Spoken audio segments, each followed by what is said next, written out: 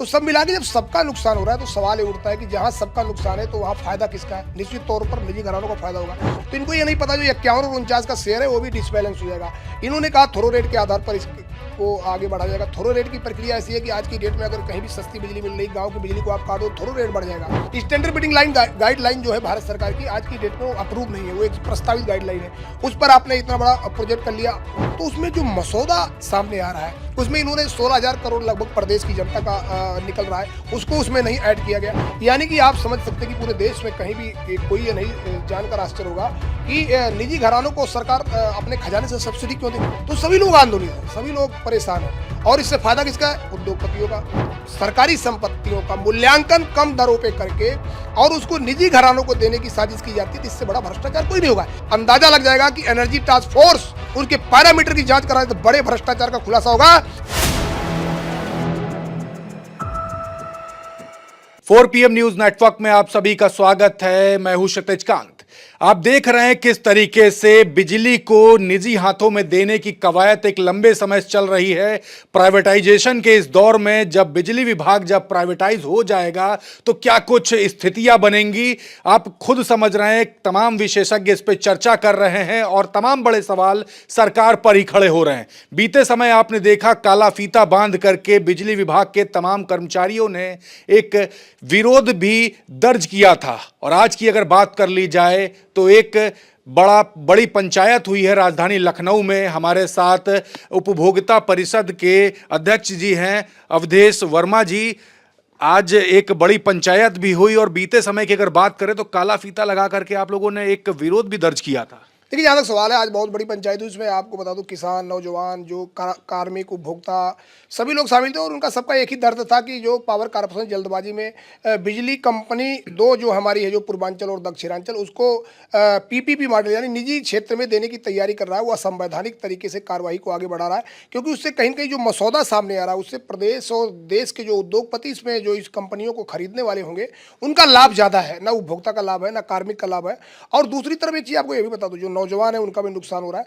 तो सब मिला के जो बेरोजगार है उनका भी नुकसान हो रहा है, जो एससी-बीसी के लोग हैं आरक्षण उनका जा रहा है। तो सब मिला के जब सबका नुकसान हो रहा है तो सवाल ये उठता है कि जहाँ सबका नुकसान है तो वहाँ फायदा किसका है। निश्चित तौर पर निजी घरानों का फायदा होगा। और जो मसौदा सामने आ रहा है वो एकदम पूरी तरीके से स्पष्ट हो गया। मैं आपको बता रहा हूँ, लगभग दोनों कंपनियों की अगर परिसंपत्तियों की बात करें तो लगभग 80,000 करोड़ की परिसंपत्तियां हैं। और जो मसौदा सामने आता है उसमें लिखा जाता है कि दोनों कंपनियों में जो जमीनें हैं वो 1 रुपया में सबको दे दी जाएगी। 1 रुपया में काम करने के लिए, बिजली क्षेत्र में काम करने के लिए दे दी जाएगी। और 80,000 जो इनकी परिसंपत्तियां हैं उसको भी मूल्यांकन इन्होंने सही तरीके से नहीं किया। हमारा कानून ये कहता है जो परिसंपत्तियां हैं, कोई भी कंपनी अगर इसको खरीदेगी तो उसकी जो नेटवर्थ होनी चाहिए वो लगभग 30% होनी चाहिए। यानी कि अगर मैं आज की डेट में 80,000 परिसंपत्तियों की नेटवर्थ निकाले तो लगभग 24,000 करोड़ होगा और 5 कंपनियों में बांटे तो लगभग 4800 एक कंपनी में आएगा। लेकिन इन्होंने केवल एक मिनिमम प्राइस 2,000 रख के और उसके आधार पर टेंडरिंग प्रोसेस को आगे बढ़ाने की प्रक्रिया को आगे बढ़ाया, तो ये गलत है। इनको भी पता नहीं, एक उसमें प्रिफरेंशियल इक्विटी होती है। अगर प्रिफरेंशियल इक्विटी पर ये इनको शायद पता भी नहीं होगा कि इन्होंने कितनी बड़ी बात उसमें लिख दी। प्रिफरेंशियल इक्विटी का मतलब ये होता है कि आने वाले समय में जब वो 500 करोड़ हर महीने हर साल जब उस पर खर्च करेगा तो जो उसका 51% का शेयर है वो हो सकता है अगली साल वो 55 हो जाए और इसके बाद 56 हो जाए, फिर 70 हो जाए, फिर हो सकता है 90 हो सकता है, एक दिन 100 हो जाए। तो इनको ये नहीं पता जो 51 और 49 का शेयर है वो भी डिसबैलेंस हो जाएगा। इन्होंने कहा थोरो रेट के आधार पर को आगे बढ़ा जाएगा। थोरो रेट की प्रक्रिया ऐसी है कि आज की डेट में अगर कहीं भी सस्ती बिजली मिल रही, गांव की बिजली को आप काटो, थोरो रेट बढ़ जाएगा। तो जो इनका एक स्टैंडर्ड बिडिंग गाइडलाइन की उन्होंने बात करी, स्टैंडर्ड बिडिंग गाइडलाइन जो है भारत सरकार की आज की डेट में वो अप्रूव नहीं है, वो एक प्रस्तावित गाइडलाइन है। उस पर आपने इतना बड़ा प्रोजेक्ट कर लिया, पूरे दोनों कंपनियों का मसौदा तैयार कर लिया। तो उसमें जो मसौदा सामने आ रहा है उसमें इन्होंने 16,000 करोड़ लगभग प्रदेश की जनता का निकल रहा है, उसको उसमें नहीं ऐड किया गया। और भी कई ऐसे लीगल और वित्तीय पैरामीटर है जिनको उसमें दर्ज होना चाहिए था। एनर्जी टास्क फोर्स की जो मीटिंग की रिकॉर्ड इन मीटिंग थी उसमें कोई चीज़ केवल वही दर्ज की गई। यहाँ तक दर्ज हो गया उसमें कि आने वाले समय में जो निजी घराने आएंगे, चाहे वो टाटा, बिरला, अडानी, जो भी लोग टेंडर में भाग लेंगे, अगर वो बिजली कंपनियों को ले जाने में सफल होते हैं तो उनको 9,061 करोड़ सरकार सब्सिडी भी देगी।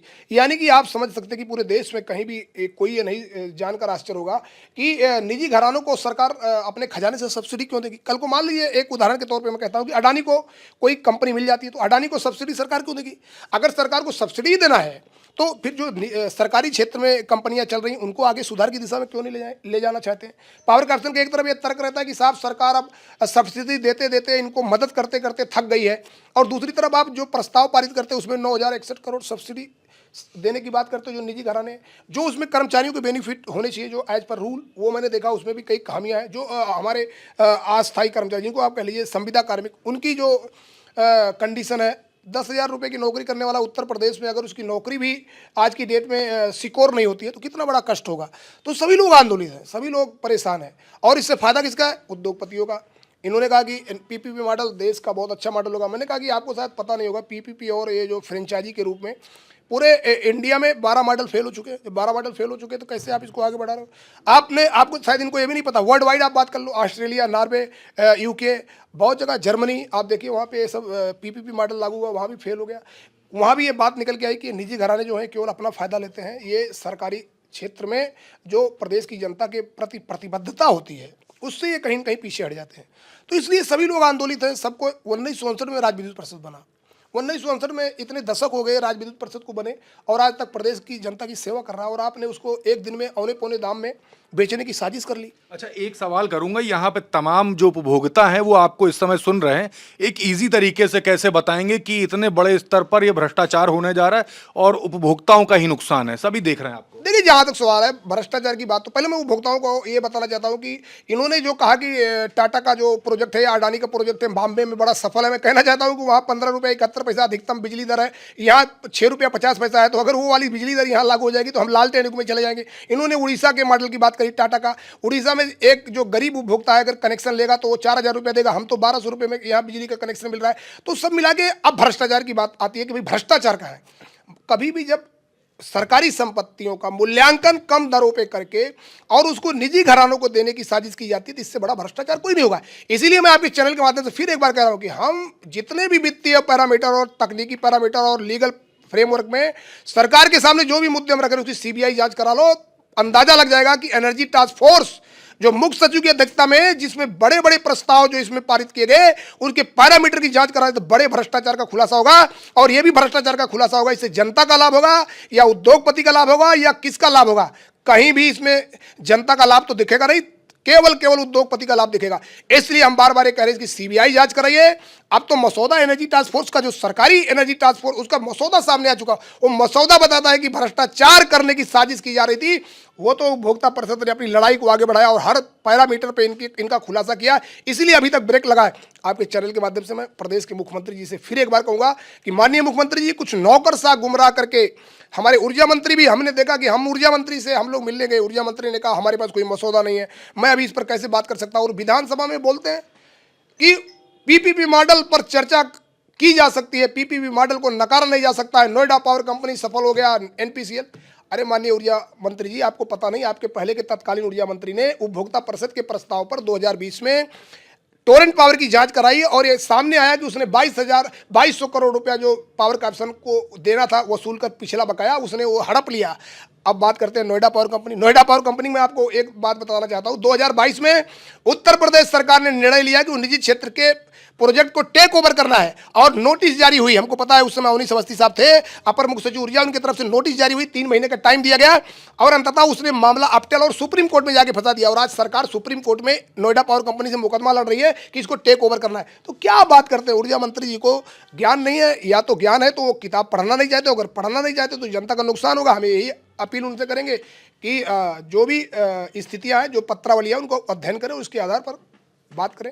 आपने ब्यूरोक्रेसी पर ही एक बड़ा सवाल खड़ा किया है और कहीं ना कहीं उत्तर प्रदेश को योगी जी नहीं, कहीं ना कहीं ब्यूरोक्रेट जरूर संभाल रहे हैं। वो कौन ब्यूरोक्रेट्स है जिस पर आपने उंगली खड़ी की है और वो कौन लोग हैं जो ये पावर कॉर्पोरेशन पूरी तरीके से निजी हाथों में देना चाहते हैं? मैं बड़े साफ गोई से कहना चाहूंगा, वर्तमान में पावर कॉर्पोरेशन के जो भी मुखिया हमारे आशीष गोयल साहब हैं, उनसे एक ही सवाल करना चाहता हूँ, बार बार मैं सवाल करना चाहता हूँ कि इससे सुधार किसका होगा, इससे उद्धार किसका होगा, इससे किसका भला होने वाला है? तो आप जवाब तो आप चेयरमैन है, आपको देना पड़ेगा। प्रस्ताव आपने बढ़ाया तो आपको देना पड़ेगा।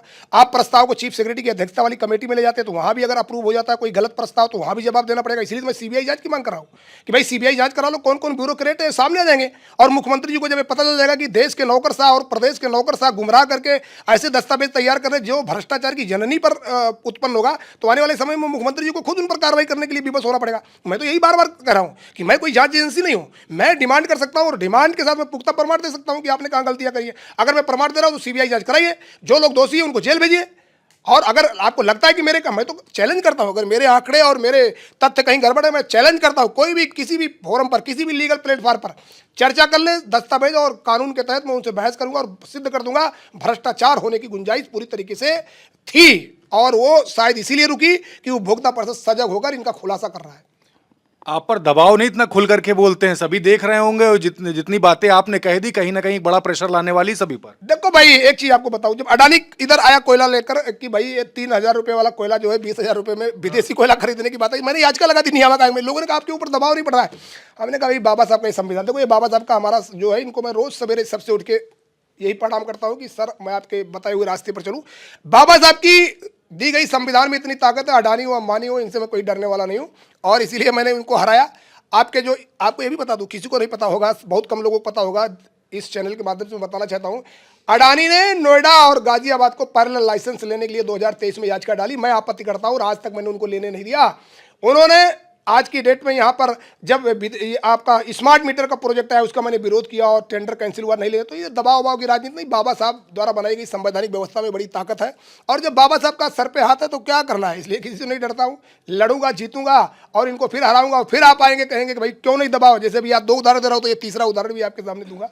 ये संविधान में बड़ी एक सवाल और है, पावर कॉर्पोरेशन में आगे आने वाले जो कॉम्पिटिटिव एग्जाम होंगे, तमाम जो अभ्यर्थी होंगे जो ज्वाइन करने वाले हैं, उन पर भी एक बड़ा प्रेशर होगा अगर निजी हाथों में जाता है तो उनकी तरफ से भी सवाल है कि क्या बहुत अच्छा आपने सवाल किया क्षितिज जी। मैं आपको बता दूं, पूरे उत्तर प्रदेश में सबसे बड़ा तकनीकी डिपार्टमेंट है। जो लोग भी चाहे जेई की तैयारी कर रहे हो, चाहे ए की तैयारी कर रहे हो, टीजीटी की तैयारी कर रहे हो, सबसे ज्यादा कोचिंग जो चल रही है आज इसी बात पे कि वो तैयारी करके हमारे देश के होनहार वो चाहते हैं कि बिजली विभाग की नौकरी मिल जाए, जेई बन जाऊँ, ए बन जाऊँ, या टीजी2 बन जाऊँ, या लेखाकार बन जाऊँ।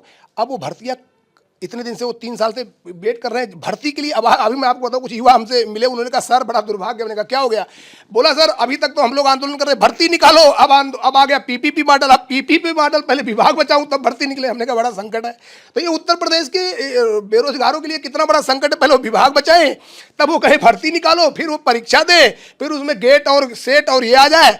तो यहाँ के बेरोजगार भी परेशान है, किसान भी परेशान है, जो नौकरी पेशा वाले वो भी परेशान है। और खुशहाल कौन है? जो बड़ा बड़ा देश का निजी घराना है, जो एकदम टपक के आंख लगा के बैठा है कि औने पौने दाम में सोने जैसी जमीन को ले लो, सोने जैसा यहाँ का सिस्टम को ले लो। तो उनकी नज़र लगी हुई है और मुझे पता है कि माननीय मुख्यमंत्री जी उनकी नज़र को देख रहे होंगे और आने वाले समय में हमको लगता है कि जीत हमारी होगी।